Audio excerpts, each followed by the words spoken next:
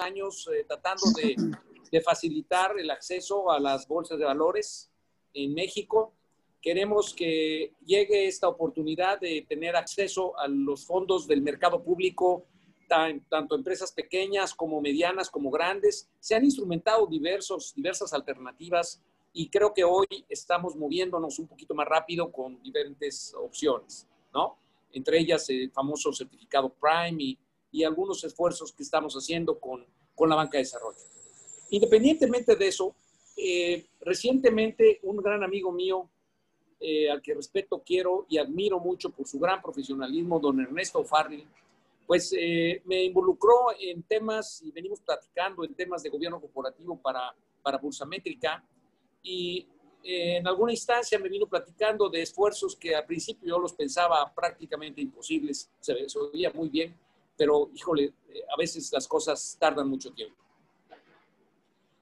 Afortunadamente, como todo en la vida, don Ernesto no paró en su intento, en su esfuerzo, y aunque le llevó mucho tiempo, dinero y esfuerzo, don Ernesto sigue su curso.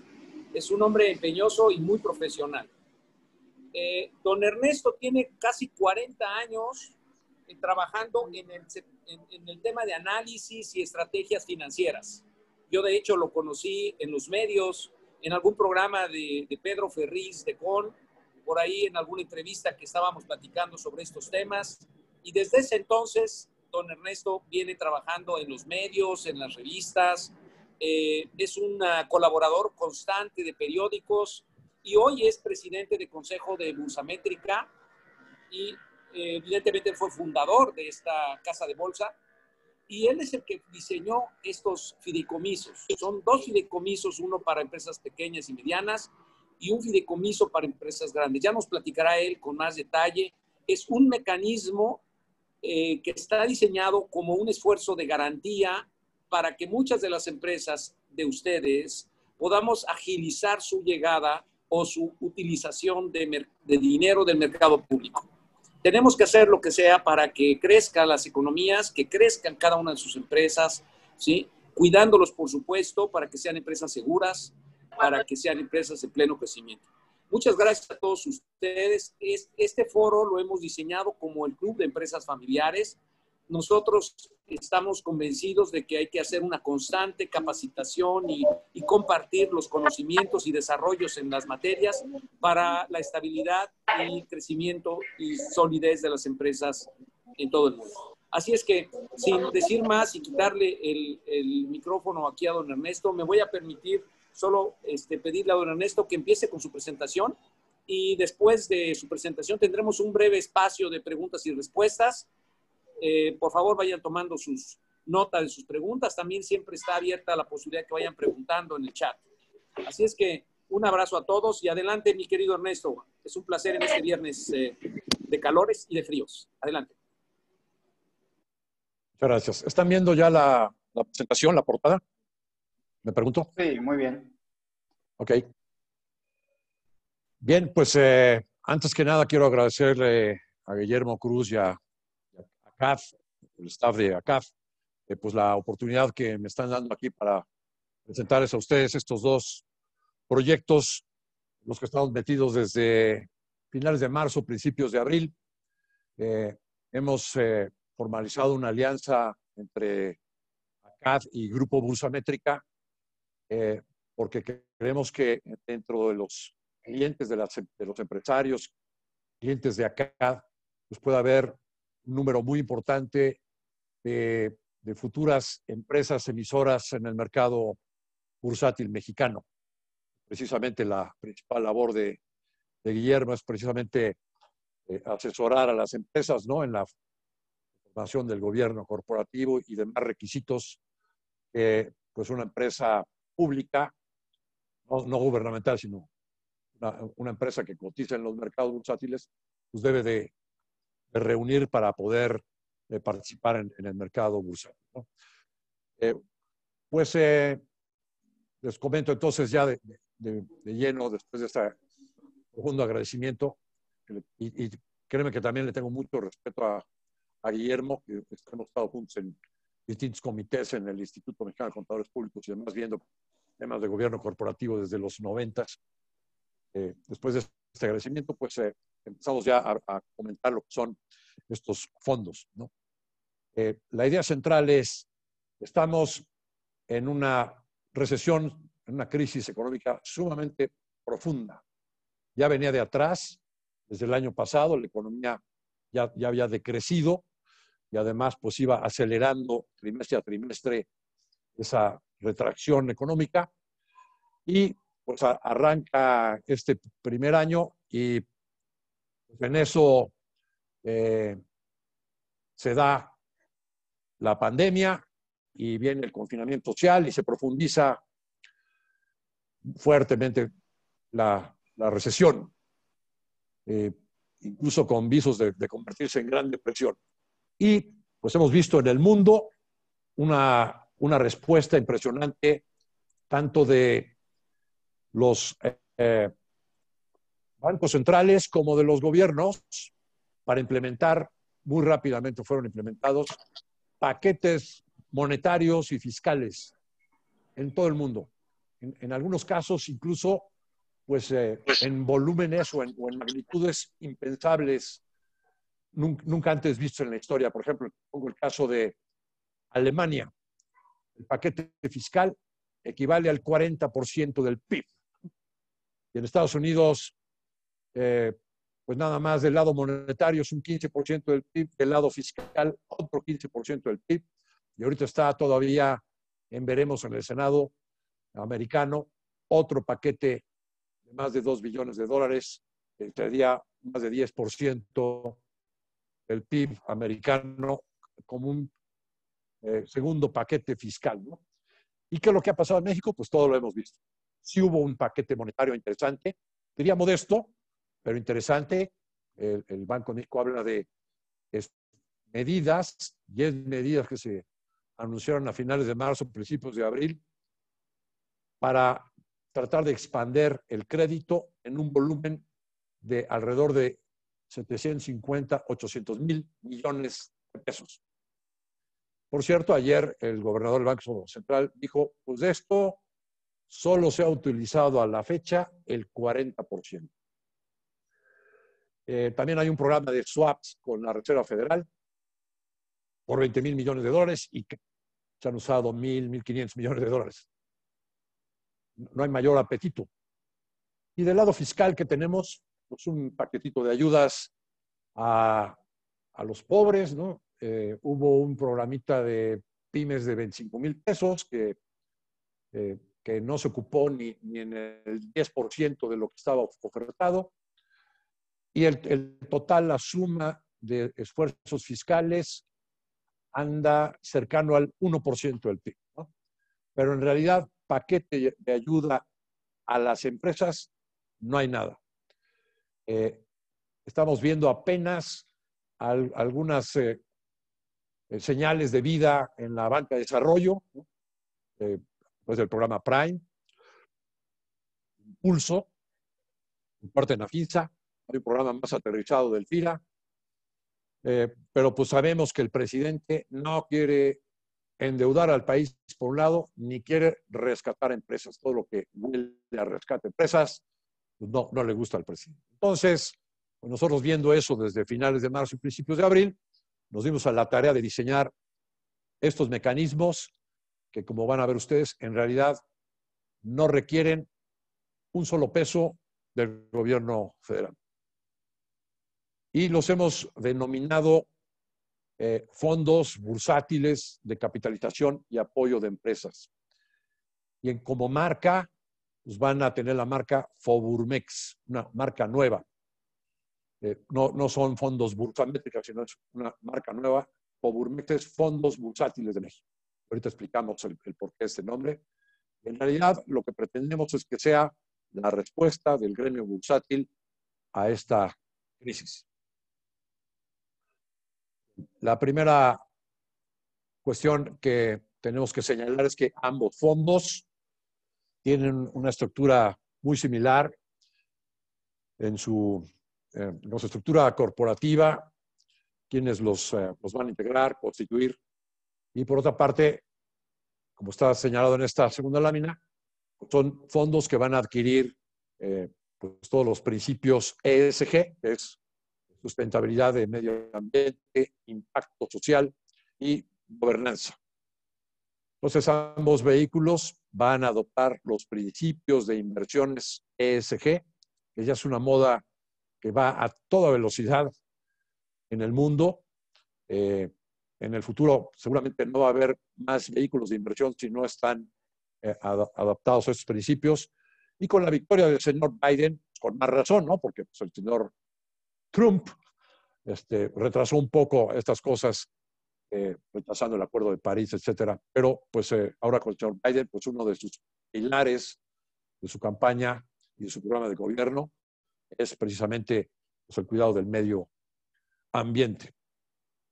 Por lo tanto, estos fondos van a tener algunos sectores excluidos.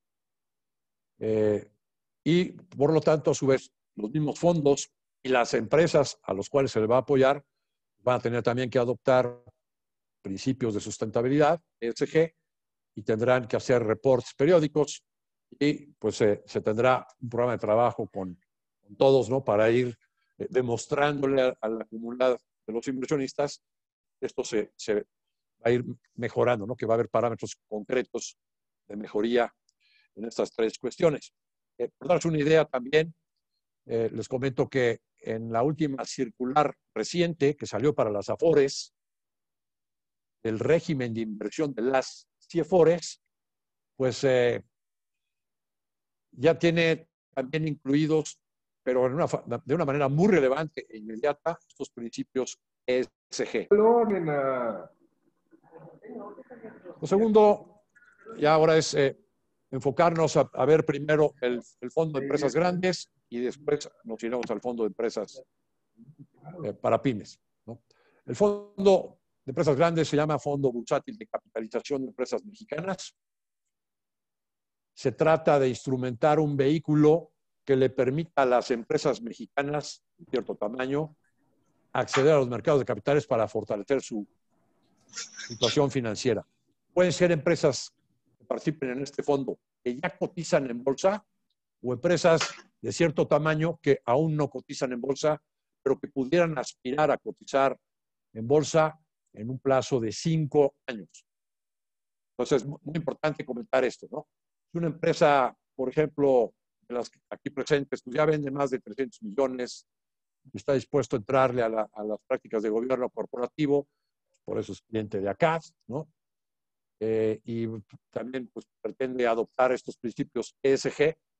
En muy poco plazo, seguramente, si no tienes esos principios, ni siquiera vas a tener acceso al crédito en la banca. Les digo, es una moda que viene a una velocidad vertiginosa.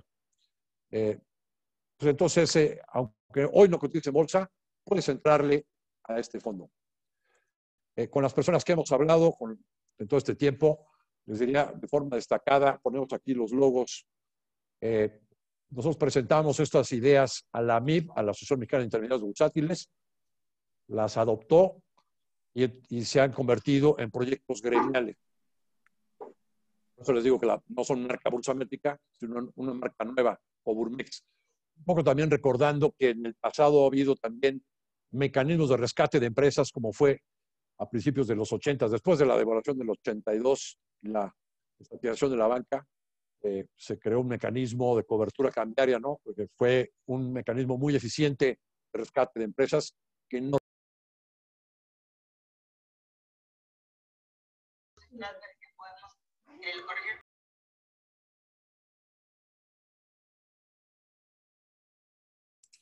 Ernesto, se muteó su micrófono y no lo escuchamos. ¿Me escuchan ahí? Bueno. Sí, listo. Ya. Sí, Okay. Adelante, Ernesto. Muy bien, entonces hablaba de que el Ticorca fue una cosa que dejó huella y esperamos que estos fondos Foburmex pues también lo hagan en el futuro, ¿no? Pues hemos estado también hablando con la Asociación de Instituciones de Seguros, con la AMAFORE. Hay un respaldo contundente de las autoridades, tanto la CONSAR, Comisión Nacional Bancaria de Valores, Hacienda, sobre todo Hacienda y Comisión Bancaria de Valores, apoyando estos proyectos. Y pues las dos bolsas, desde luego. Bien, me voy a saltar algunas de las láminas que hablan de los antecedentes, la difícil situación que hay en la economía, pues, la situación también difícil que hay en todas las empresas, no nada más las empresas pequeñas están sufriendo, las empresas grandes tienen necesidades de recursos enormes y aunque han estado ya haciendo esfuerzos de reestructura de sus pasivos, pues la verdad es que no hay dinero que alcance para el tamaño de agujeros que traen muchas de estas empresas y sobre todo que no se ve rápida la recuperación hacia adelante, ¿no? Como hay un verdadero golpe a la confianza que todos los días se va retroalimentando, pues entonces tienes una retracción también de la inversión y entonces la recuperación tampoco se ve tan rápida como ha sucedido en otras crisis, ¿no? Que después de una devaluación, pues la misma devaluación genera un incremento rápido, ¿no? De las exportaciones y por ahí viene la recuperación. Aquí no se ve eso tan fácil, ¿no?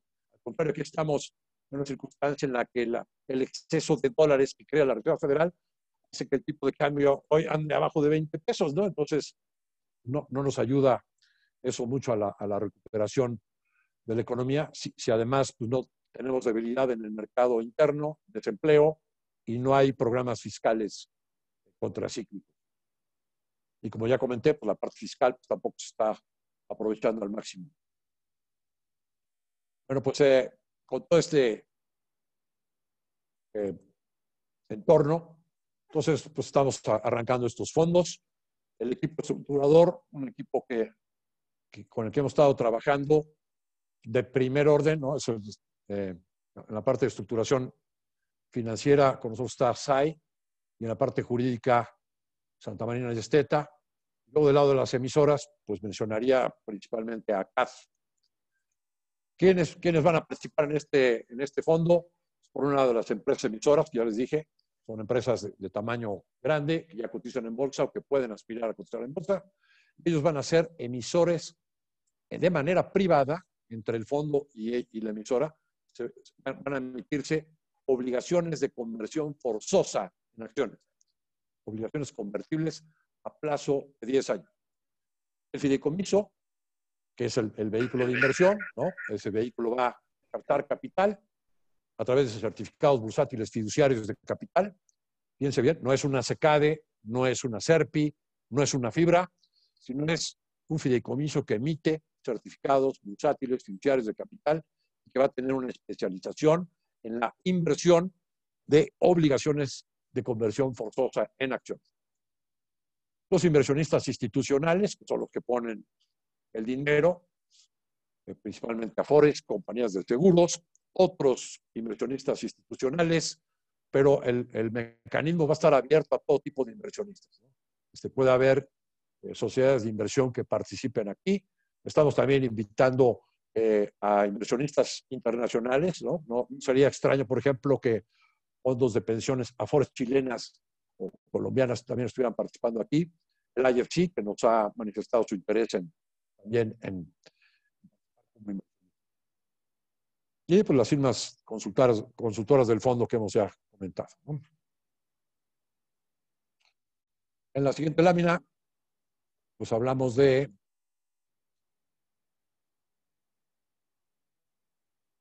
que pues están las casas de bolsa, ¿no?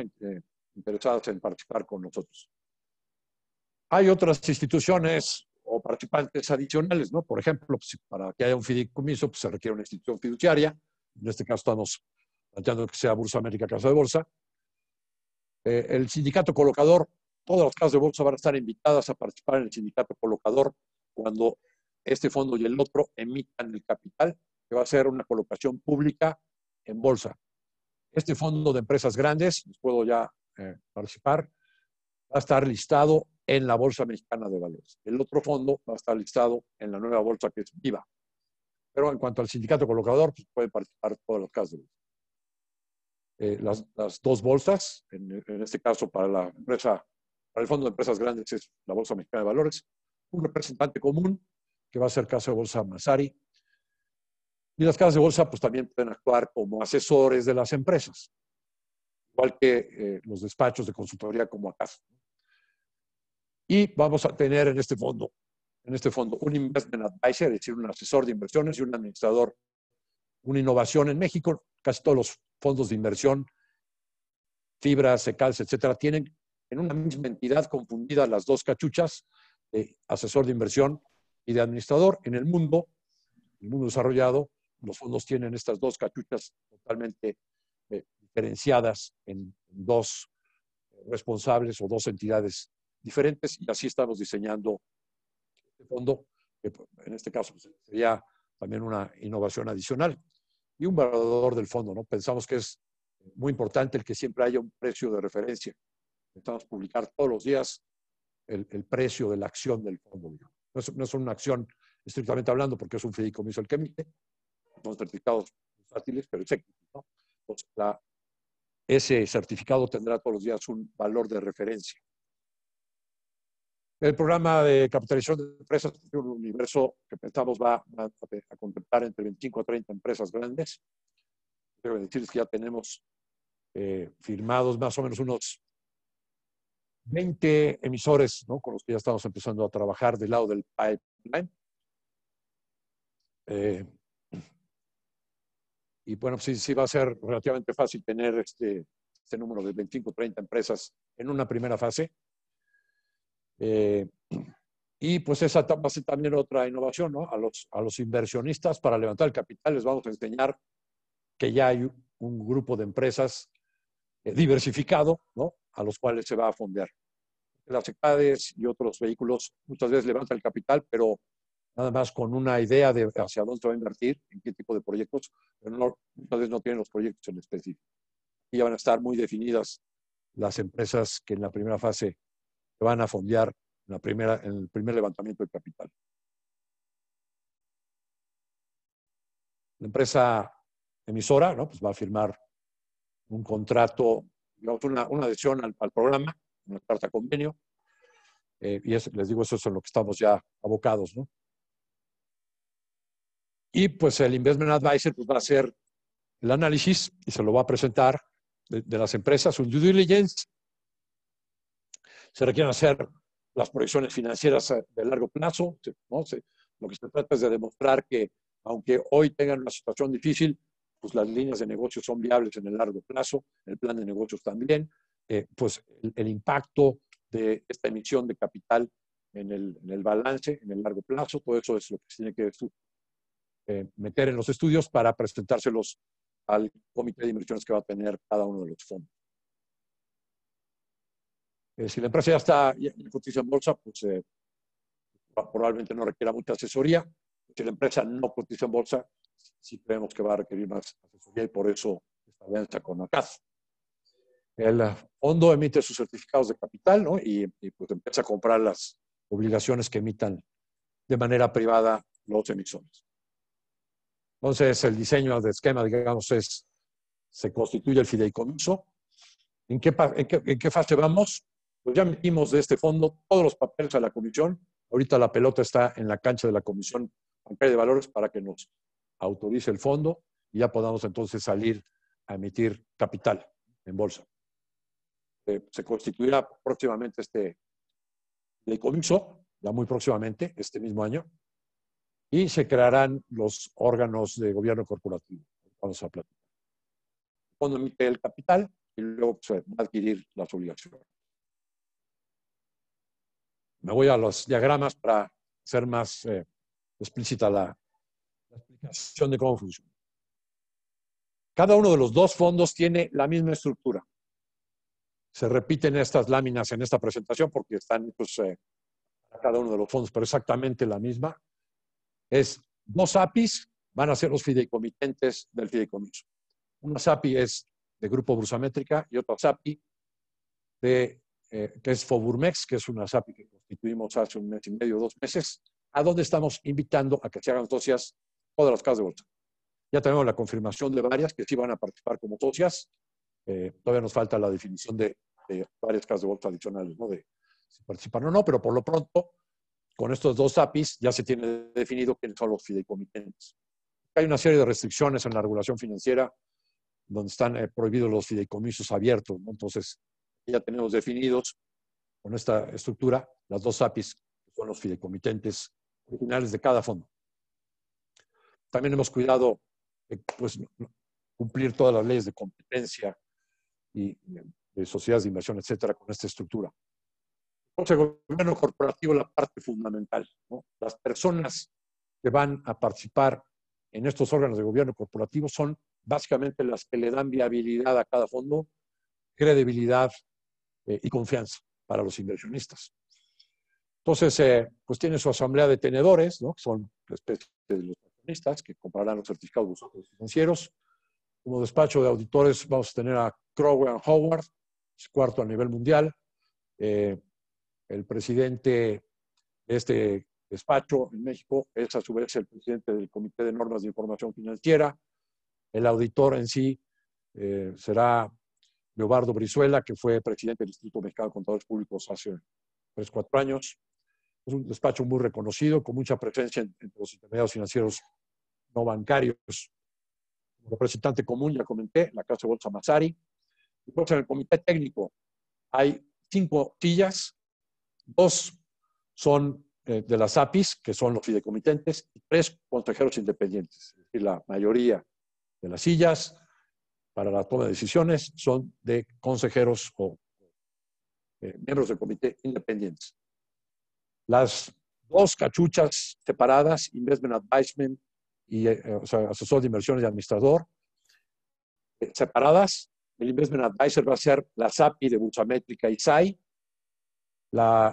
y somos los que estamos encargados de buscar a las emisoras, analizarlas, ver el due diligence, las proyecciones y presentar los casos al comité de inversión, que realmente autoriza la inversión.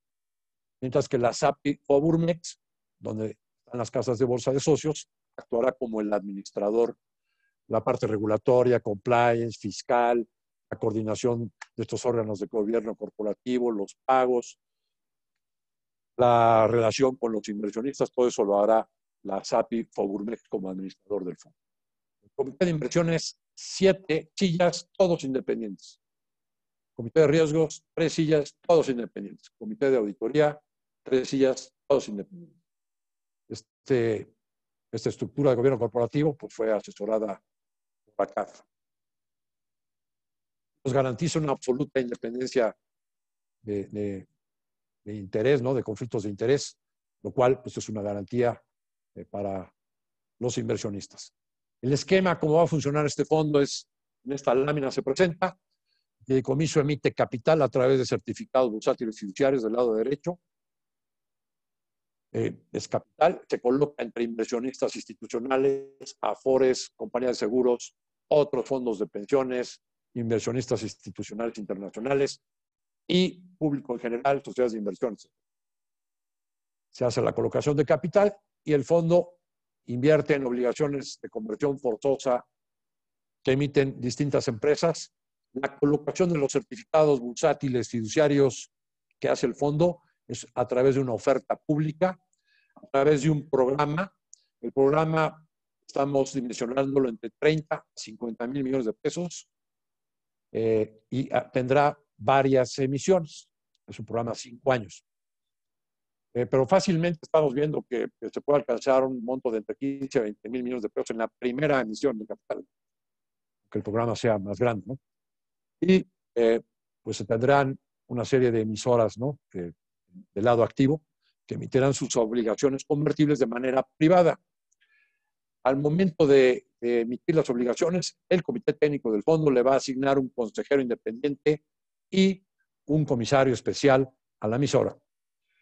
Y se tiene emisiones forzosas, de conversión forzosa a 10 años.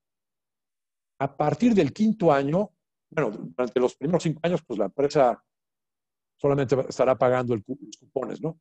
A lo largo de la vida de la emisión, que son 10 años también. Pero a partir del 5º año, en el programa le daremos la opción a las emisoras de que se acerquen al fondo para tomar alguna de estas 2 alternativas. A partir del 5º año, pues en el 5º, 7º, 8º, puede llegar la emisora con el fondo y decirle, oye, quiero hacer ya una amortización anticipada de las obligaciones. Y entonces se hace la misma a través de una oferta secundaria de acciones y pues simplemente el fondo se convierte en el accionista. Y la empresa ya cotiza en bolsa, pues se hace la oferta secundaria en el momento de la mortalidad. Y no cotiza en bolsa, por un lado, a todas las emisoras de obligaciones se les va a pedir que en un plazo máximo de 5 años listen sus obligaciones en bolsa. Si la empresa no cotiza en bolsa en sus acciones, se le va a pedir que en un plazo de 5 años haga una oferta primaria de acciones.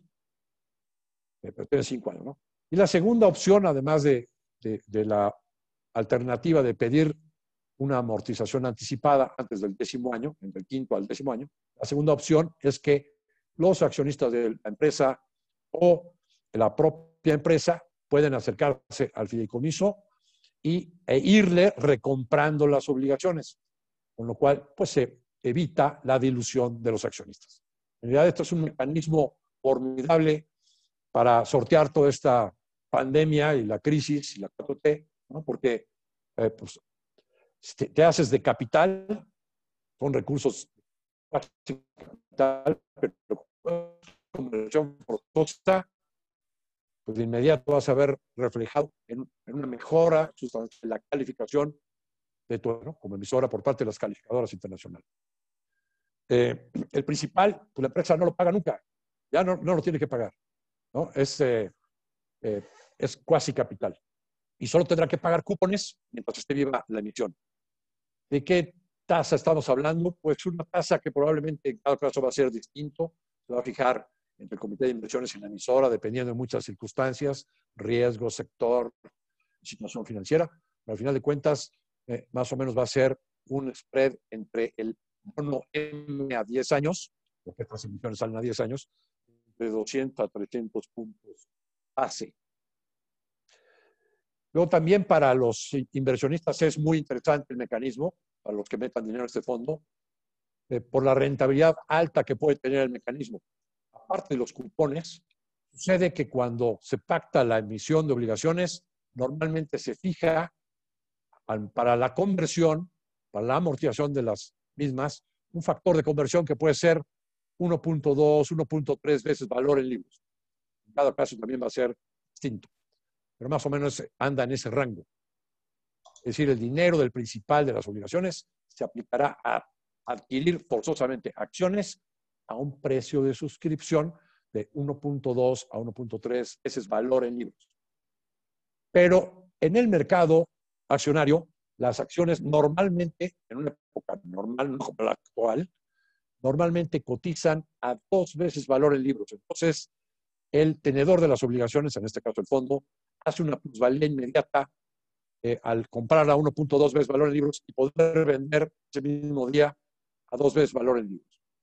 Entonces, esa plusvalía más, muy importante, más el cupón, te da una rentabilidad muy interesante y por lo tanto este mecanismo no es un mecanismo de beneficencia para apoyar empresas, sino es un mecanismo sumamente rentable para los inversionistas, diversificado, pues armado con un gobierno corporativo a prueba de balas que va a trabajar en la selección de las emisoras.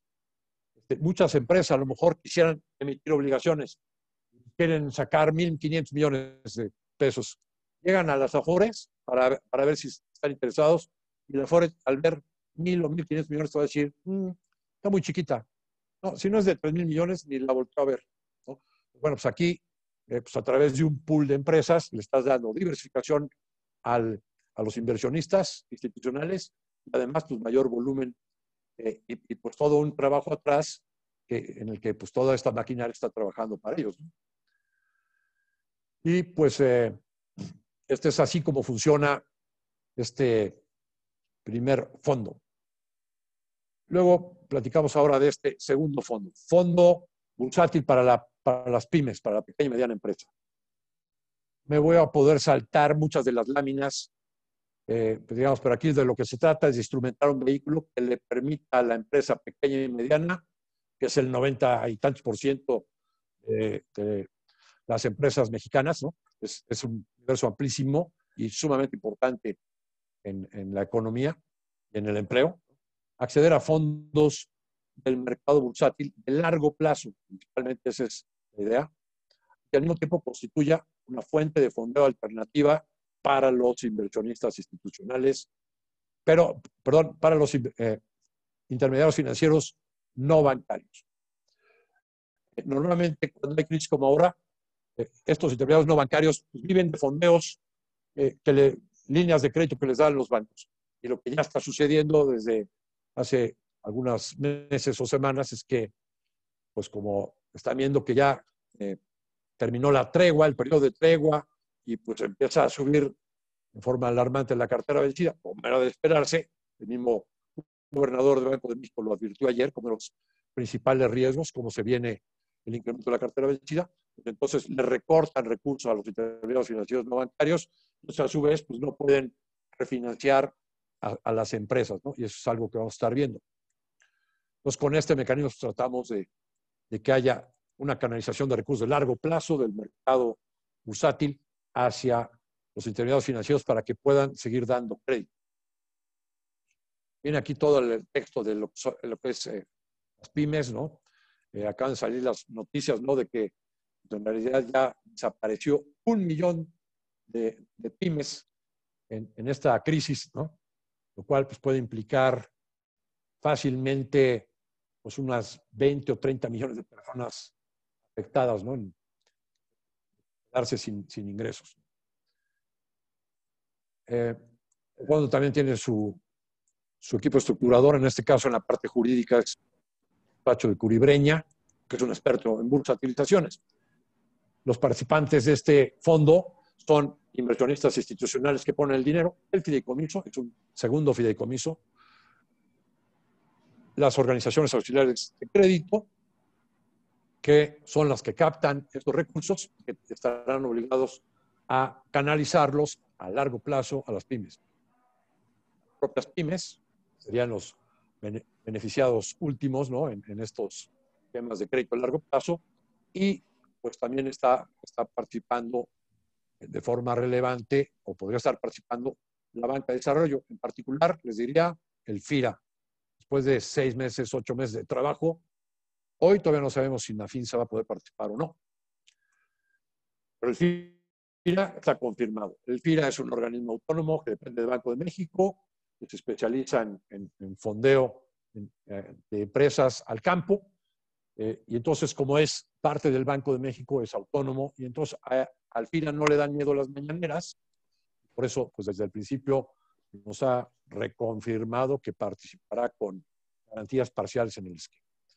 La estructura es la misma, 2 APIs, son los fideicomitentes originales, en la segunda API estarán las casas de bolsa. El gobierno corporativo es el mismo, las cachuchas diferenciadas de Investment Advisor, por un lado, que son los que vamos a estar buscando en los intermediarios financieros no bancarios, los vamos a analizar, vamos a presentar los casos al comité de inversiones.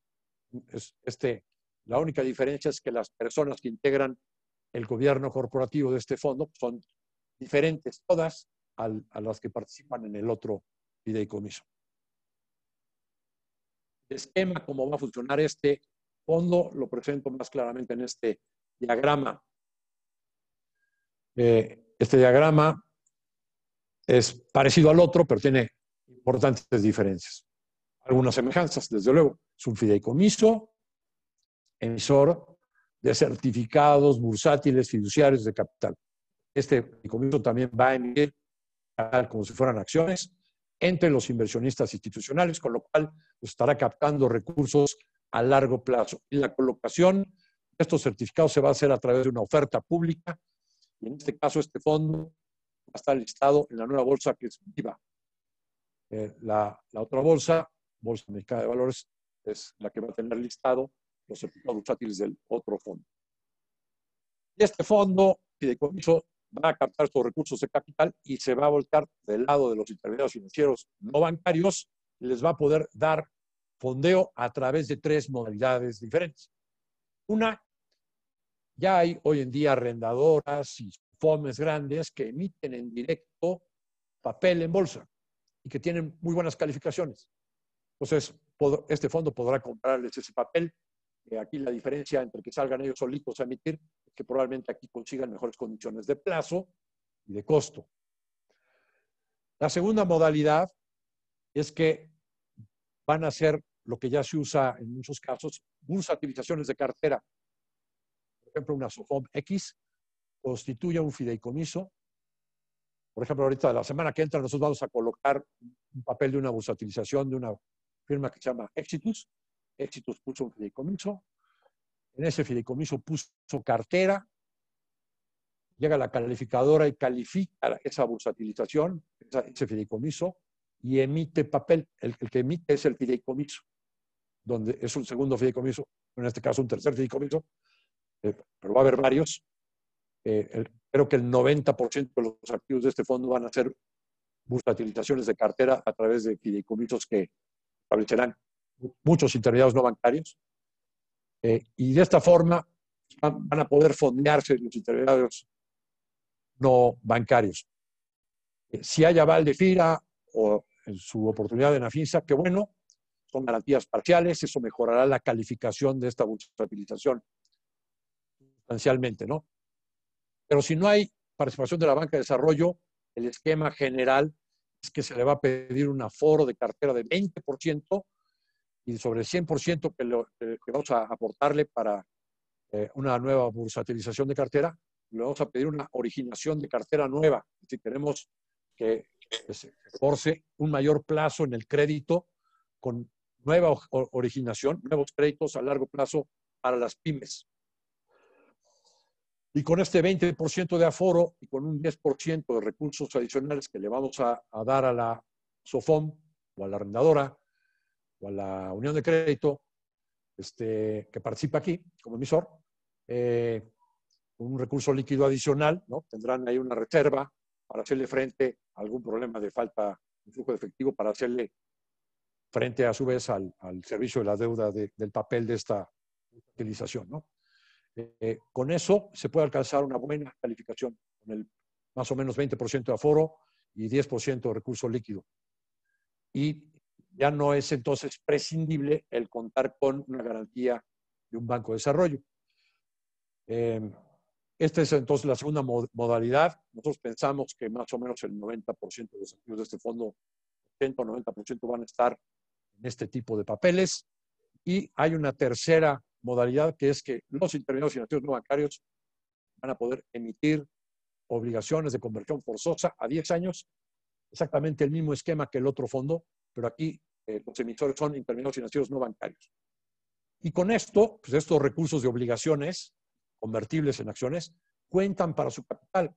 Y entonces el efecto es que, pues como funcionan las instituciones financieras, es que sobre su capital consiguen fondeo, por otro lado, 8, 9 veces, 10 veces más allá del capital. Y entonces, pues el apalancamiento que le puede permitir cada peso de obligaciones tiene un impacto mucho más importante en la generación de crédito. Y por eso, bueno, y también como sabemos que van a estar pues ahora con circunstancias difíciles estos intermediarios no bancarios, porque se les va a estar deteriorando la cartera, pues con esta tercera alternativa de emisión de obligaciones convertibles van a poderse hacer, van a poder restituir parcialmente su capital, ¿no? Lo cual pues va a impedir que se genere un credit crunch, que sería muy peligroso, ¿no? Y por eso estamos también considerando esta tercera alternativa en este fondo en particular. Y el tipo de créditos que queremos que se otorguen a las pymes son créditos a largo plazo, 5 o 10 años. Si se pudiera que dentro de esa oferta de crédito hubiera un año de gracia, mejor, ¿no? Es lo que vamos a tratar de inducir, pues para tratar de beneficiar a las pymes. Y cuando a veces se habla de pymes, se piensa que son changarritos pequeños, y pues no. O sea, una empresa mediana pues puede ser una que está en el umbral entre que si se califica para este fondo o para el otro fondo, ¿no? Y puede ser un emisor de obligaciones con aspiraciones de cotizar en bolsa en un plazo de 5 años, ¿no? Empresas medianas también son grandes y al final de cuentas, ¿no? Y tienen pues mucho empleo adentro, ¿no? Entonces, y a su vez su actividad pues tiene conexión con otras empresas, con la cadena de valor, ¿no? Entonces, son también empresas muy relevantes para el aparato productivo. Al igual que en el otro fondo, este segundo mecanismo, ¿no? de fondo para pymes emite capital a través de oferta pública en los certificados bursátiles fiduciarios, pero estas 3 modalidades de fondeo con los intermediarios financieros no bancarios serán de manera privada. En un plazo X pudieran llegar a listar estos instrumentos que emitan los intermediarios no bancarios en alguna de las bolsas, para convertirse ya en empresas públicas. Entonces, este es también el segundo mecanismo. Con esto, pues, nada más reforzamos, ¿no?, las ideas. Es un mecanismo que puede contar con esquema de garantías, ya sea el FIRA, que lo tiene confirmado, 50%, pero son recursos etiquetados al campo y a agronegocios. Segunda modalidad, si a la mera hora sí puede participar Nafinsa, sí se anima, ¿no? La Secretaría de Hacienda está empeñada en que sí participe, pero pues no hemos visto claro.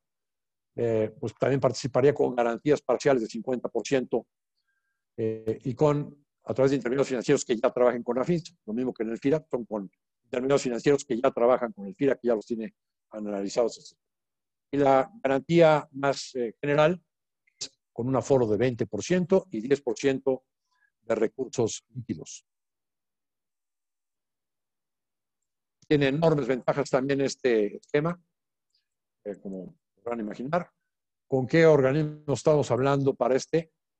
Pues es la MIB, la AMIS, obviamente Hacienda, Comisión Nacional Bancaria de Valores, CONSAR, Viva, Bolsa Mexicana de Valores, Amafore, AMSOFAC. Son todas las asociaciones de intermediarios financieros no bancarios que pues van a ser los emisores en este fondo.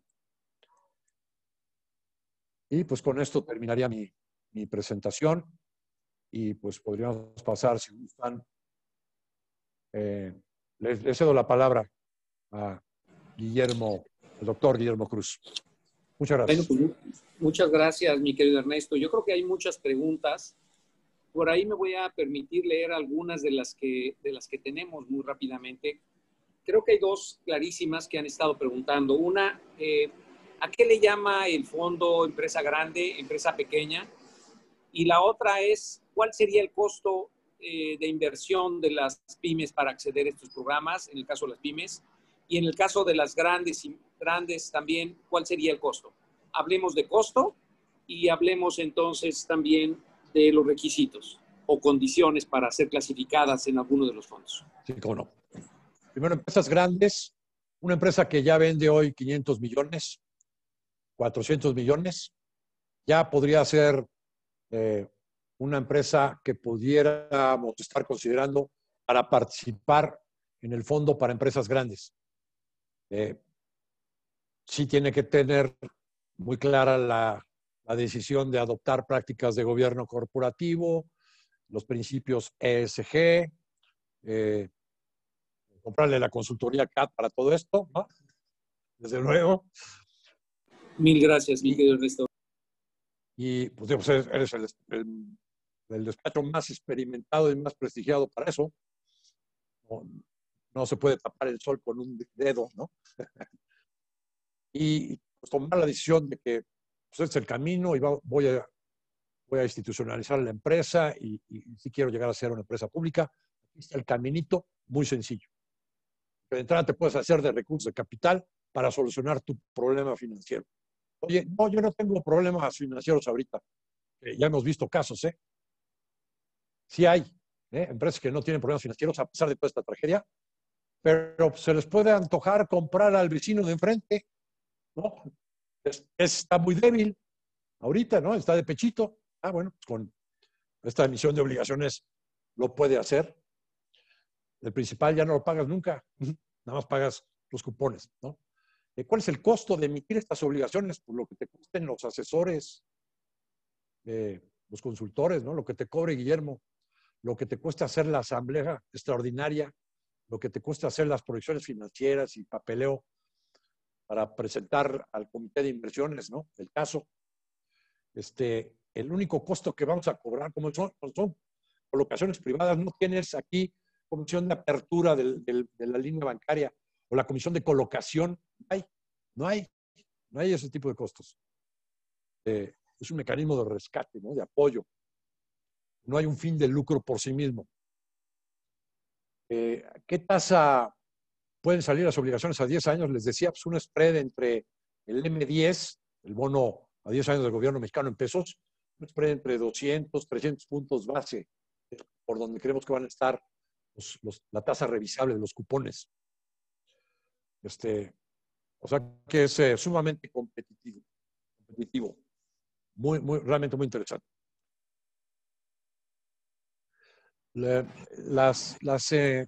Intermediarios no bancarios. Sí. Perdón, Ernesto, ¿cómo traducimos en términos de tasa más o menos estos 200? ¿Cuánto sería si lo traduces hoy está en una tasa? El M10 hoy está, es el bono a 10 años del gobierno mexicano en pesos, trae una tasa hoy más o menos como del 5.80. ¿Okay? Más suele 300 puntos base, ¿no? Puede estar hablando del 8.80.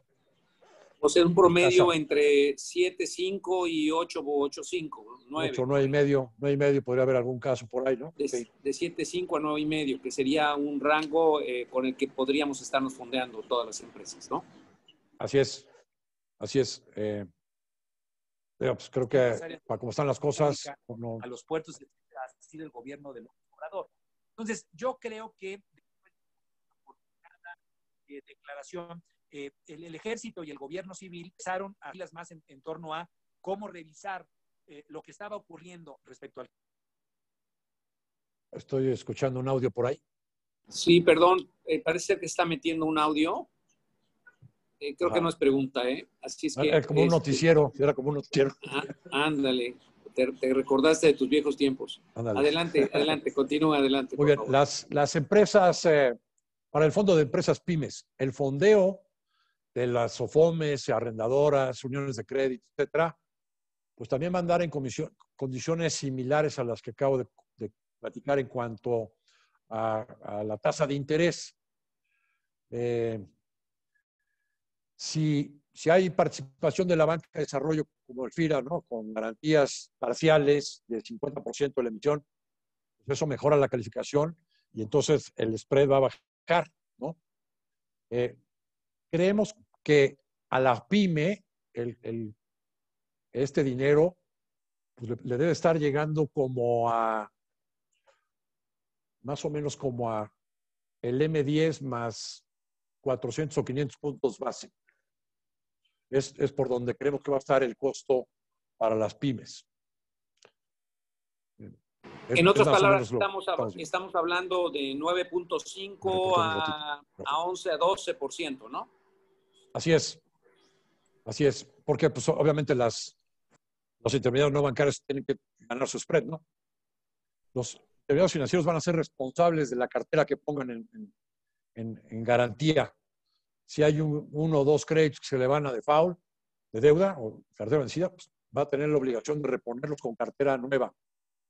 Entonces el esquema es bastante seguro con este 20% de aforo y con el 10% de recurso líquido. Claro, esos dos elementos pues, le cuestan más el fondeo al intermediario no bancario, ¿no? Si tiene un costo al final de cuentas, ¿no?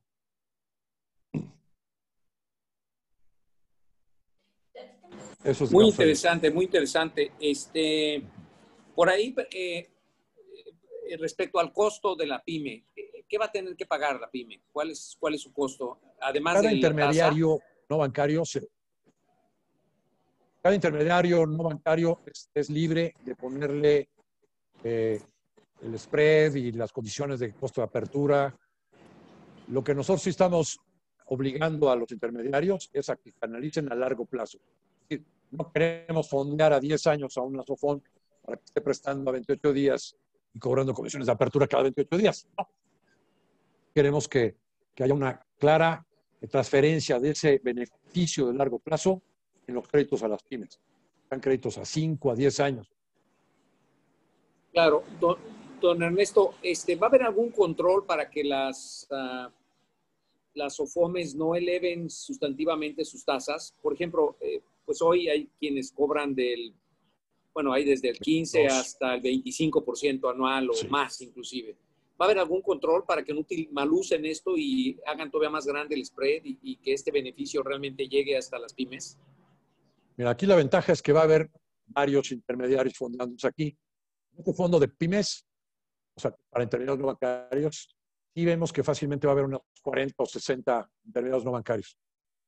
Entonces, lo que nosotros hemos considerado, y esto lo hemos platicado también con la Secretaría de Hacienda y con Bancario de Valores, es que pues eso va a generar una competencia muy importante entre las intermediarios no bancarios, porque además pues, van a estar obligados a colocar rápido el crédito, ¿no? Entonces, más bien creemos que lo que vamos a hacer con esto es inducir a que haya mucho más competencia y que, por lo tanto, pues los costos de intermediación en general, en beneficio del aparato productivo, pues bajen. Tendría que haber una colusión, ¿no?, de oligopolio, gran oligopolio, para que pues las tasas, en lugar de bajar, subieran, ¿no? Pero yo te diría también, las tasas están muy altas porque los bancos les están restringiendo ya el fondeo a los intermediarios no bancarios, ¿no? Entonces, les está costando mucho más trabajo el captar dinero. Y por eso las tasas están así. Pero juega en su contra, ¿no? Esas tasas altas pues ponen en riesgo la cartera. Y entonces ponen en riesgo su capital. Claro, claro. Tenemos otras preguntas por ahí. Dice, ¿hay límite de fecha para que el fondo se retire de la empresa y con algún sobreprecio? ¿Hay obligaciones de pago de utilidades anuales fijas? Si estamos hablando del fondo de obligaciones, la emisión de la obligación sale a 10 años. Nunca te acercaste para recomprar las obligaciones, pues pagas el cupón semestral, ¿no? A la tasa que les digo de M10 más un spread durante la vida de la emisión. Llega el momento de la amortización, tienes que hacer una oferta secundaria de acciones para que al momento que se convierten las obligaciones en acciones, pues también el fondo pueda salir. El fondo no tiene interés en realidad, o los inversionistas, en quedarse como accionista de la empresa por secula seculorum, ¿no? No, el interés de los inversionistas es que le estemos regresando el dinero lo más próximo posible, ¿no? Por ejemplo, si vamos a estar cobrando cupones semestrales en distintas fechas, pues vamos a tener pagos periódicos como si fueran dividendos para los inversionistas institucionales que participen como accionistas de este fondo, ¿no? Si se vende una obligación porque la empresa la recompró, ya se amortizó y pues ya se convirtió en acciones y ya salimos a vender las acciones, porque no es la intención permanecer como accionistas, pues ese recurso, ese ingreso, se lo vamos a distribuir a los inversionistas luego. El único compromiso es que pagues el cupón semestral mientras está viva la emisión de obligación. Claro, por ahí Ernesto, también nos están preguntando, bueno, me imagino que también tiene que ver con la pregunta anterior. En el caso de las empresas grandes, ¿qué tipo de acciones preferentes son? ¿Acciones preferentes convertibles? Van a ser, sí. Van a ser ¿Y cuándo salen? ¿No?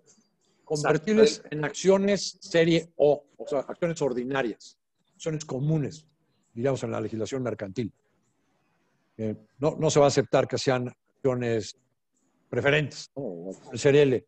No, sí tiene que ser acciones comunes con derechos íntegros, ¿no?, corporativos y patrimoniales. Tú sabes que también hay muchos intermediarios financieros que están como SAPI. ¿Se podrá prestar a una SAPI y que ésta a su vez le preste a terceros? Hoy tenemos muchos intermediarios no bancarios que son SAPIs, ¿no? Algunas de estas arrendadoras no son SOFOMES a veces, ¿no?, sino que son SAPI, nada más. Esa SAPI ya presta, ¿no? Esa SAPI ya sale, se fondea en algún lado, presta. Pues aquí simplemente lo que estaríamos haciendo en este fondo es que esa arrendadora emitiría en alguna de las tres modalidades papel, el fondo la fondea, le aporta los recursos y esa SAPI pues tiene que prestar, ¿no?, el dinero, ponerlo a producir, con préstamos a largo plazo para sus empresas, clientes, ¿no? Mi querido Ernesto, don Isaac nos pregunta que cuál es la inversión mínima. inversión mínima en estos fondos no tenemos ningún límite. Cada casa de bolsa tiene sus políticas, ¿no? Para abrirte una cuenta, unos te piden $1,000,000, hay otros que te piden menos, hay otros que te piden más, para abrirte la cuenta. Aquí no tenemos ningún límite mínimo para invertir. En cuanto a mínimo para emitir como empresa, estamos pensando que una empresa que hoy vende 300 o 500 millones, pues como mínimo para emitir obligaciones debería de tener una emisión de 300 o 500 millones de pesos. Y el mínimo para emitir obligaciones en el fondo para empresas grandes. Intermediario financiero o no bancario en el otro fondo pues puede emitir papel por 100, 200, 300 millones. En el fondo de empresas grandes, el ticket promedio de emisión de obligaciones que estamos pensando, por lo que estamos viendo en la realidad, va a ser como de 1,500 millones de pesos. O sea, alguien que emita 500 va a ser un emisor pequeñito, pero también puede haber emisores que emitan 3,000 hasta 4,000 millones.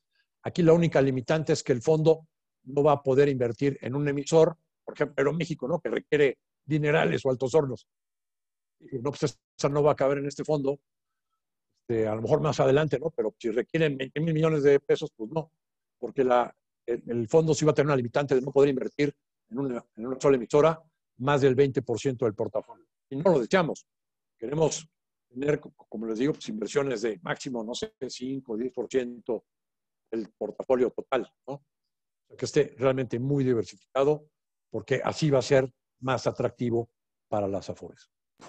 Mi querido Ernesto, hay por ahí un par de preguntas de Beatriz Cadena. No sé si, Betty, quisieras a viva voz expresarlas. Una de ellas habla sobre el nivel de riesgo. Betty, si quieres expresarla directo. Sí, con gusto. Buenos días. Sí, yo no conozco mucho de la figura. Sin embargo, sí me llama la atención en algún momento. Se me ofreció el ingresar en una figura parecida y me hablaban precisamente del nivel de riesgo. Que yo entiendo como nivel de riesgo,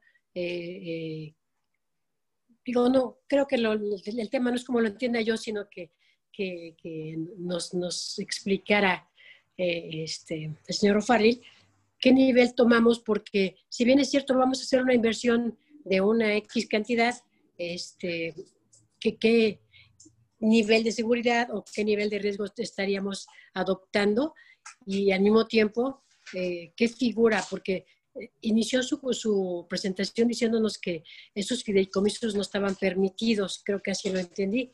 No. A ver, discúlpeme, por eso lo estoy aclarando. Y usted mismo aclaró la forma, en la figura correcta que ustedes encontraron. Sí. Sí, me gustaría que me hiciera favor de aclarar no? mis Sí. dudas. Bueno, que haces la pregunta. Gracias. Bueno, que haces esa pregunta, ¿no? Es como, estás preguntando como posible inversionista en estos fondos, ¿no? La explicación la vuelvo a hacer por si no quedó todo claro. En la ley del mercado de valores existe el instrumento, el valor, título valor, que es certificado bursátil fiduciario. ¿Okay? Y también hay certificados bursátiles a secas, que no son fiduciarios. Bueno, dentro de lo que marca la ley, pues estos dos fondos van a emitir certificados bursátiles fiduciarios. Ahora, hay dos modalidades de estos certificados bursátiles fiduciarios. Pueden ser de deuda o pueden ser de capital. En este caso, ambos fondos van a emitir capital, es como si emitieran acciones. Okay. Pero hay otras figuras de fideicomisos, como son SECADES, FIBRAS, SERPIS, que también son fideicomisos, que emiten certificados bursátiles, pero tienen distintos nombres y distintas características. Certificados bursátiles fiduciarios, por ejemplo, de desarrollo, así se llaman, SECADES. No voy a meter a platicar todas las diferencias que hay entre unos y otros, pero digamos, hay SECADES, que invierten en proyectos y tienen que invertir en esos proyectos, por ejemplo, de infraestructura, pero solo en México. O hay sectores que también invierten en empresas, pero de cierto sector, en fin. Pero tienen que ser proyectos en México. Las TERPI son parecidas a las CECADES, pero pueden invertir en cosas de afuera. Las fibras, pues tenemos fibras hipotecarias, ¿no? Están especializadas en centros comerciales, en edificios de oficinas, en parques industriales. Ahora tenemos también fibras educativas, ¿no? Que invierten en campus universitarios. Fibras especializadas en proyectos de energía. Pues ya hay distintas personas, al final de cuentas también fideicomisos que emiten certificados bursátiles industriales.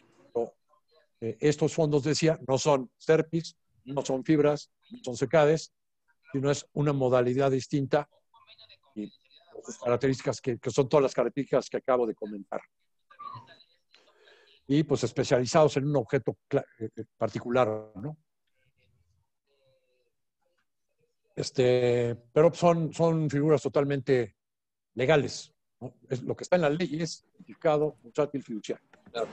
Y eso es lo que van a emitir estos fondos. Mi querida Betty, efectivamente hay diferentes niveles de riesgo. Esta es capital de riesgo, o sea, tiene una variante diferente. Sin embargo, como vemos aquí, se va a diversificar entre muchas empresas, ¿sí? Claro. Y eso es lo que le da cierto nivel. No es como invertir directamente en una sola compañía, sino estamos invirtiendo en un fondo que va a invertir en una gran cantidad de compañías, que va a respetar además ciertas reglas del mercado público, lo cual la obliga a aplicar ciertas prácticas de gobierno corporativo, a tener transparencia, a tener un plan estratégico, a tener un control directivo que permita una mejora continua, a comprometerse con metas, con obligaciones. Entonces, todo este tema lo que hace a este tipo de inversiones le da mucho mayor seguridad, porque está toda la sociedad encima de este modelo. No es un fondo privado en donde nadie se entera, sino es un fondo en donde tenemos que estar dando información, en donde tenemos que asegurar que exista productividad y eficiencia y que los inversionistas reciban los mayores rendimientos posibles, con la mayor seguridad posible, diversificando, sin perder de vista que es inversión de riesgo, inversión de capital. Gracias. ¿Quién va a ser el dueño de...? Gracias, Guillermo, por este complemento muy explícito. ¿Quién va a ser el dueño de estos fondos? No es Bursamétrica, no son las casas de bolsa, sino más bien los accionistas del fondo, de cada fondo, que son las Afores, las compañías de seguros, otros inversionistas institucionales, sociedades de inversión, en fin. O sea, es un mecanismo totalmente abierto. Yo creo que está, en realidad, complementando un poquito lo que estás comentando, Ernesto, es una gran diferencia. Hoy hay mucho dinero en las Afores. Y la Afore solo está invirtiendo alrededor de un 5, máximo un 10% en las empresas. Quiere decir, todo ese dinero que estamos ahorrando los mexicanos en las Afores y que están pagando mucho de esto los mismos empresarios, no le llegan a las empresas, ¿sí? Y hay unas cantidades inmensas de dinero guardadas en las Afores porque tienen temor a invertir de manera directa en algún proyecto empresarial.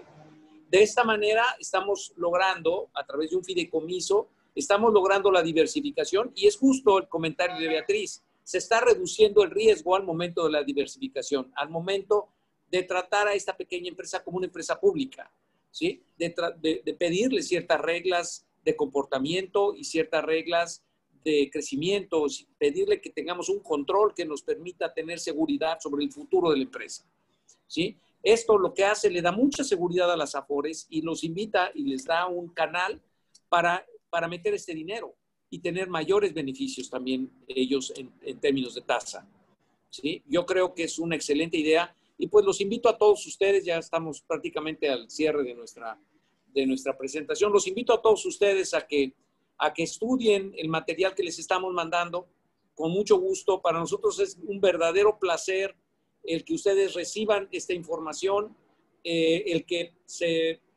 establezcamos contacto. Nosotros con muchísimo gusto, todos ustedes tienen nuestros contactos, les estaremos canalizando información a mi querido Ernesto para que sean ustedes una empresa objeto de esta inversión. Si se fijan, dicen 500 millones de ventas en el año. Muchos de ustedes los tienen, o muy cercanos a esos.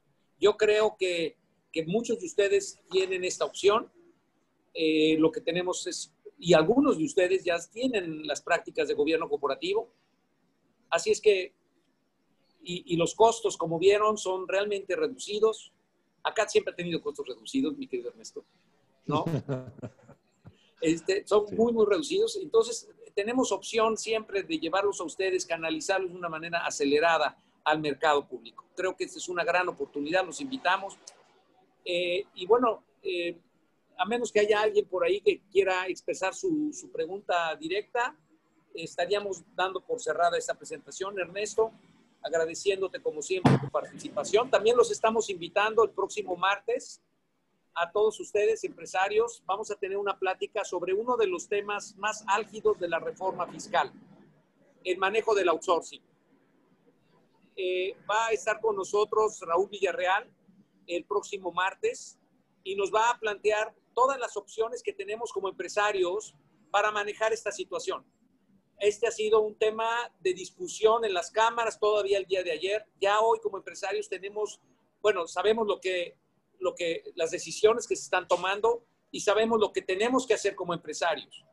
Por eso lo estamos haciendo para ustedes, para que reaccionemos de una manera acelerada a este tema que se ha discutido en las cámaras, que se está discutiendo todavía, que ya hay pronunciamientos serios en este tema.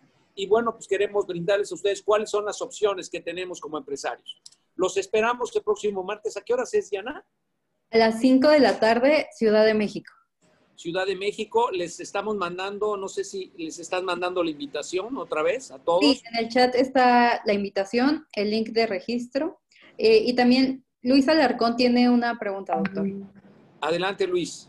Una última pregunta. Comentaban que los fideicomisos podrían estar ya creados antes de este fin de año, pero ¿cuándo se podría pensar en la colocación del instrumento ya en bolsa y estimando cuánto tendría en la panza ya de obligaciones?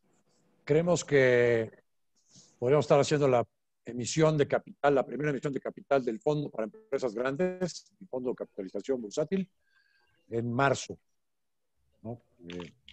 Y el fondo para pymes podría estar haciendo su colocación en abril.